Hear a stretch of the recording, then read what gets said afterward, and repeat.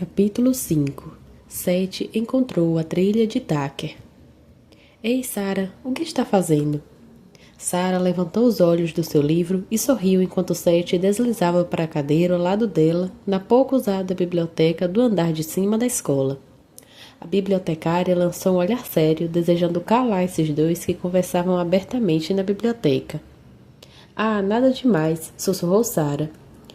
Não querendo que Seth se envolvesse com sua revista, Sarah fechou o livro rapidamente. Uma das coisas que Sarah mais amava na escola era montar uma revista sobre algum tema especial para uma das suas aulas.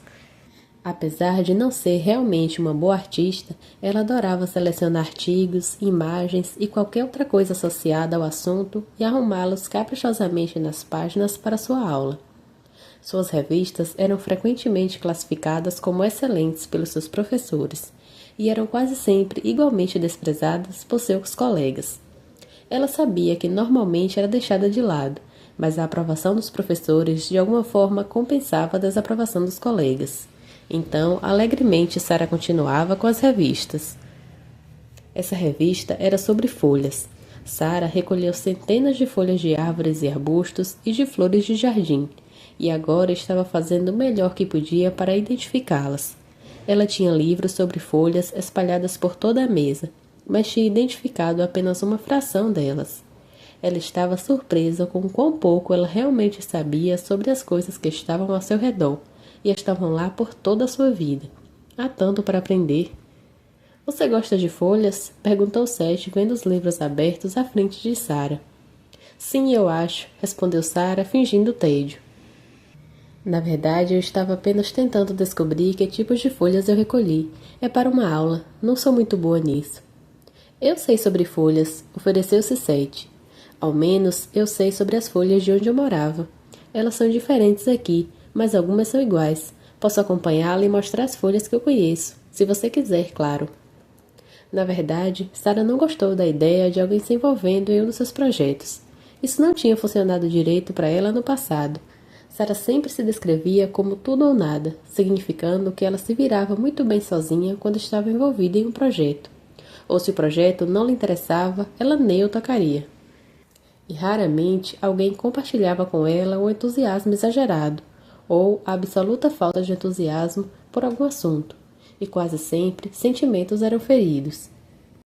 Ah, não sei, Sarah hesitou. Provavelmente eu me viria melhor sozinha. Ok, entendo, disse Seth, mas se mudar de ideia é só dizer. Certamente é muito mais fácil de achar em um livro algo que você tem ideia de como se chama, e eu sei o nome de muitas árvores e arbustos e coisas assim. Meu avô conhece tudo sobre isso. Ele faz remédios com isso e também come. Ele costuma dizer que tudo o que você pode precisar cresce aí fora, onde qualquer um pode encontrar, mas ninguém sabe que existe.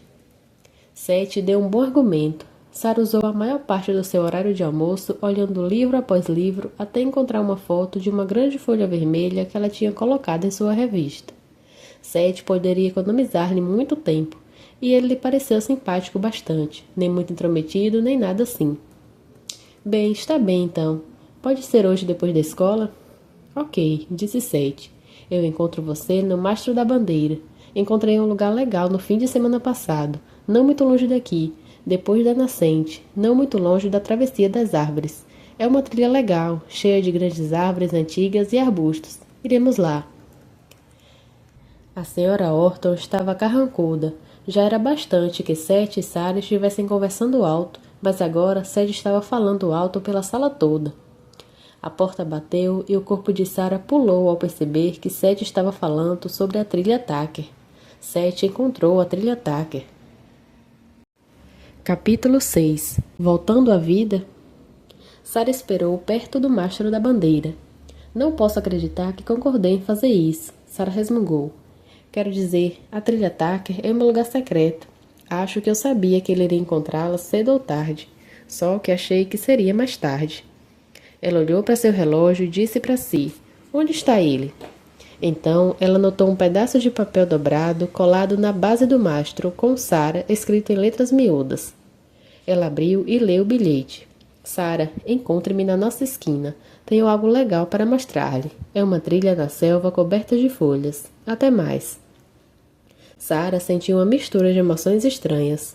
Ela realmente já tinha começado a gostar de Seth, e ela gostou da ideia de alguém que já tinha morado em tantos lugares, acharia algo que lhe interessasse nessa pequena cidade montanhosa que Sarah conhecia por toda a vida. Mas a ideia de ele descobrir seu lugar secreto especial tão cedo não pareceu boa para Sarah. Quando Sarah chegou na esquina em que Seth sempre virava para ir para a casa dele, ela viu uma pedra bem no meio do cruzamento, com outro pedaço de papel balançando ao vento. Mas que coisa! Sarah riu. Esse garoto é muito estranho. O bilhete dizia: vire à direita, atravesse a ponte, passe pela minha casa e então imediatamente à esquerda. Há uma trilha difícil de ver, mas ela está lá. Siga, eu a encontrarei lá. Bem, não havia dúvida agora. Seth encontrou a trilha Tucker. Bem, claro que encontrou. Como não poderia? Ele praticamente mora nela. Sarah resmungou, sentindo-se ressentida que o inevitável acontecera. Sarah embolou o bilhete e pôs no bolso. Como se eu precisasse de orientação para encontrar minha trilha, disse alto. Ela cruzou a ponte e passou pela casa de Seth, e desceu para sua amada e, tão familiar trilha Tucker.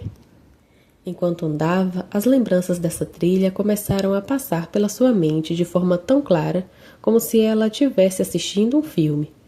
Ela lembrou da sua relutante jornada até lá pela insistência do seu irmão menor Jason, que pareceu impelido de uma forma que Sarah nunca tinha visto.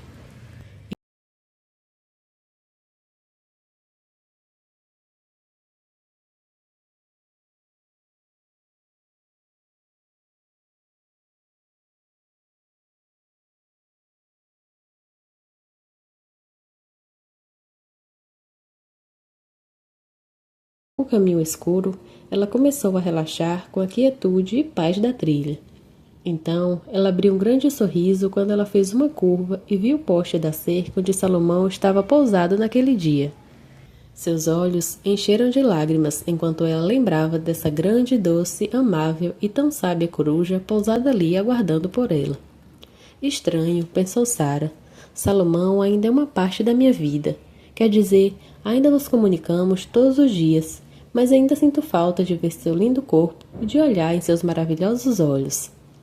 Sarah sentiu-se um pouco envergonhada que ainda sentisse falta da forma física de Salomão.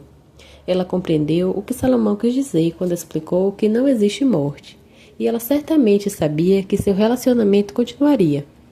E na maioria dos dias, Sarah sequer pensou no velho Salomão, e ela absolutamente apreciava seu Salomão de agora.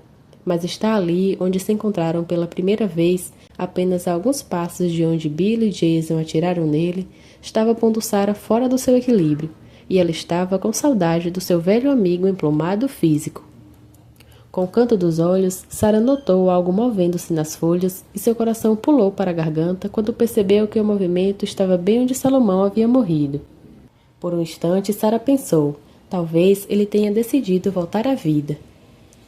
Mas o que é isso? Sarah esticou os olhos tentando descobrir o que estava se movendo entre as folhas nas sombras do matagal. Quando Sarah chegou mais perto, ela engasgou e deu um salto para trás. Ali, deitado nas folhas, no mesmo local onde Salomão morreu, estava Seth, meio encoberto de folhas, com os olhos fechados e a língua pendendo do lado de fora. Sarah não podia falar, ela apenas ficou ali paralisada. Seth, ela gaguejou. Você está bem? Ela sabia que ele não podia estar bem, ele parecia terrível. Sarah fitava-o parada e mordeu seu lábio tão forte que sangrou, e lágrimas rolaram em seu rosto.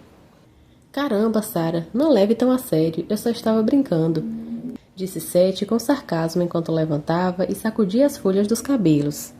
Eu te odeio, Sarah explodiu, virando-se e correndo para longe de Seth e do matagal. Como pode fazer isso comigo? Ela chorou enquanto corria o mais rápido que podia. Seth estava aturdido. Ele não tinha ideia que Sarah reagiria daquele jeito. Ele não tinha ideia porque se sentiu compelido a deitar no chão, meio cobrindo seu corpo com folhas, fingindo estar morto ou seriamente ferido. A ideia simplesmente surgiu do nada. Uma péssima ideia, percebeu. Sarah, espere, qual é o problema? Seth chamou. Ei, não pode aceitar uma brincadeira? Ei, não quer procurar folhas? Sarah não respondeu. Capítulo 7. Um alavancador nato. O dia pareceu muito longo na escola. Sara sabia que Seth estava correndo para alcançá-la, mas ela decidiu não parar para esperar por ele. Ela ainda estava furiosa com ele pela traquinagem de ontem, e ela não iria ceder tão facilmente. Na verdade, estava decidida a nunca mais falar com ele. Seth não compreendia por que o que lhe parecia ser uma traquinagem inocente e até divertida tinha afetado Sara tão negativamente. Ele não tinha como saber que o lugar que ele escolheu era exatamente onde o amado Salomão de Sara tinha morrido. Seth alcançou Sara. Ei, disse Seth suavemente. Sara não respondeu. Eles caminharam sem dizer nada. Seth pensou em muitas coisas que poderia dizer, mas ao ensaiá-las em sua mente, todas pareceram erradas. Jason, o irmão menor de Sara, e seu amigo Billy corriam em suas bicicletas. Sara tem namorado, Sara tem namorado. Eles gozaram em uníssono quando passaram. Calem-se, Sara gritou. Um gato disparou da calçada bem em frente de Sara e Seth. O gato assustou Seth e ele deu um pequeno salto engraçado no ar.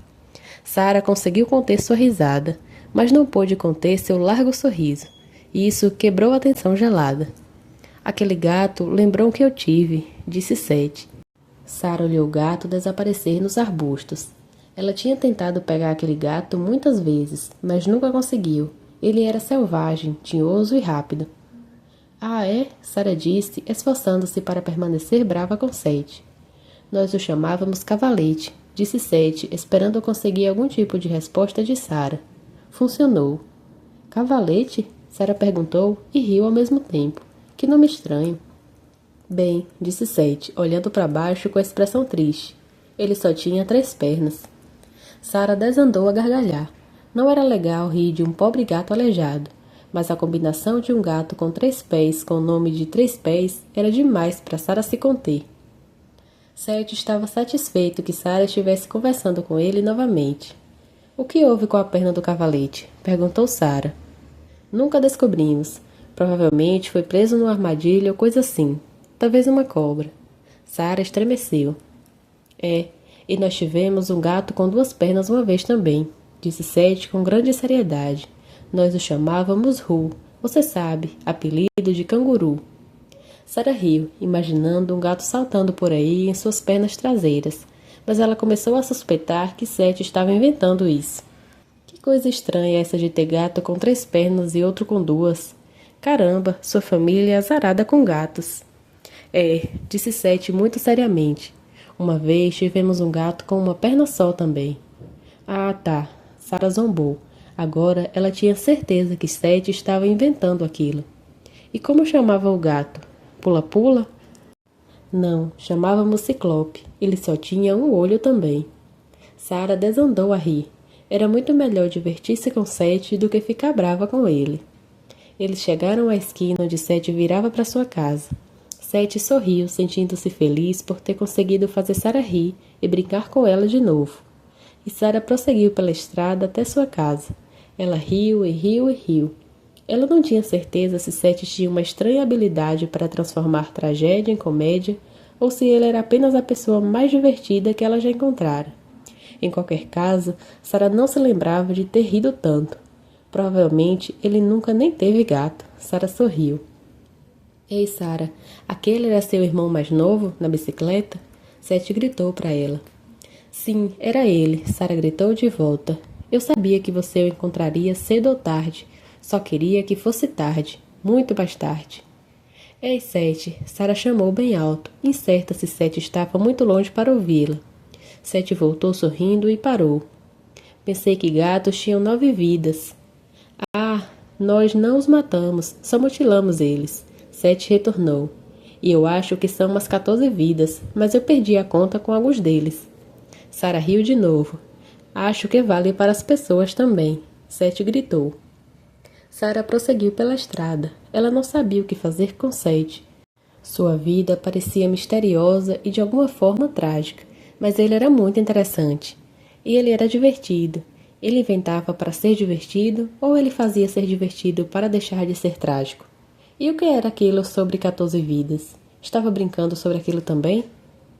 Somos todos aves da mesma plumagem, você sabe. Sara lembrou as palavras de Salomão.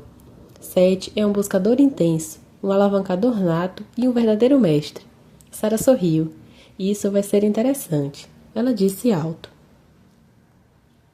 Capítulo 8. Salomão espreita. Sara sentou na varanda da frente, curtindo estar sozinha em casa. Seus pais estavam trabalhando e seu irmão mais novo quase sempre achava alguma coisa para fazer depois da escola. Ela encostou-se na coluna e pensou em Salomão. Ei, Salomão, sentiu minha falta? Não, Sara, de modo algum. Sara ouviu a voz de Salomão responder-lhe. Sara riu. Ela e Salomão tinham trocado essas palavras muitas vezes. A primeira vez que Salomão respondeu dessa forma, Sara sentiu-se surpresa e mesmo ferida. O que você quer dizer com não sentiu minha falta de modo algum? Ela perguntara. Salomão explicou então que ele sempre estava ciente de Sara. Mesmo se ela não estivesse pensando nele ou conversando com ele, ele estava sempre completamente ciente de Sara. Portanto, não havia razão para sentir sua falta, pois ela nunca estava ausente de sua consciência. Sara gostou daquilo. A princípio, parecia estranho alguém ter consciência dela o tempo todo. Ela não gostou muito da ideia de não importasse onde ela estava ou o que estivesse fazendo, Salomão estaria espreitando. Mas com o tempo, uma vez que Sara conheceu Salomão melhor, ela descobriu que não se importava com ele espreitando sua vida de modo algum, pois Salomão sempre parecia satisfeito com o que via. Ele nunca censurou Sara por um comportamento inapropriado. Ele nunca pareceu insatisfeito com algo que ela tivesse feito.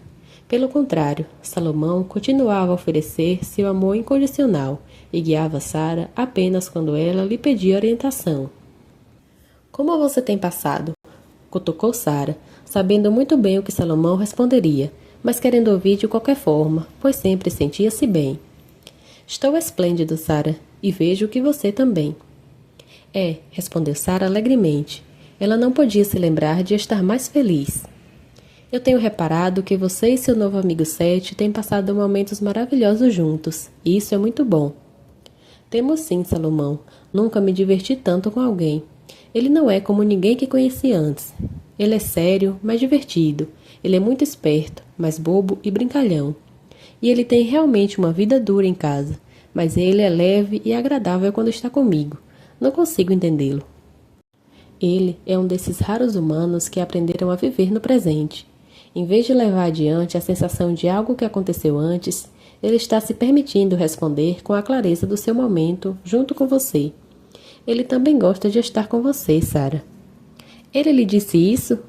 Então Sara riu, imediatamente percebendo que Salomão não precisava de conversar com ninguém para saber seus pensamentos. Ele sempre sabia o que as pessoas estavam pensando e sentindo. Sete deseja mais que algo para sentir-se bem. Então, estar com você parece perfeito para ele. Você desperta o melhor dele, Sara.